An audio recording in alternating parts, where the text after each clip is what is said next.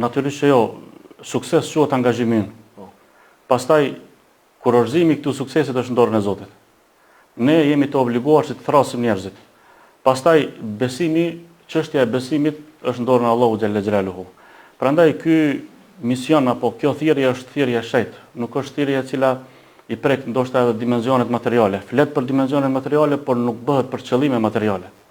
Prandaj, pse thash në fillim se Islami e trajton njeriu si tërësi, për arsye se flet edhe për gjëra të cilat e friksojnë, për xhehenamin e kështu me radhë, po flet edhe për gjëra të cilat e nxisin, për të punuar, e lumturojnë e kështu me radhë. Prandaj, nëse nuk i ka këto dy aspekte, një fe, një ideologji, nëse mund të themi, atëherë nuk është e kompletuar.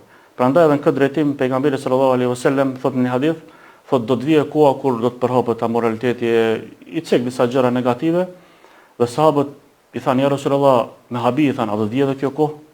Interesant është sikur pejgamberi po na flet neve dhe jo atyre. Mas 14 shekuj. Se për ata ka qenë çudi si ka mundësi që në një vend të përhapet lakurisia, moraliteti, pirja e alkoolit e kështu me radhë. Pejgamberi sa mi tha edhe më keq, thanë sahabët, çka ka më keq ja Rasulullah? Tha kur njerëz do ta braktisin urdhrimin për të mirë dhe ndalimin nga e keqja. Pra pejgamberi sallam po e cilëson si më të keqe këtë sesa ato vepra të tjera që i përmendën të kaluarën. Prandaj edhe sot gjendemi në një kohë ku antivlerat mbrohen me liç, ndërsa vlerat ne duhet t'i mbrojmë vullnetarisht si besimtar.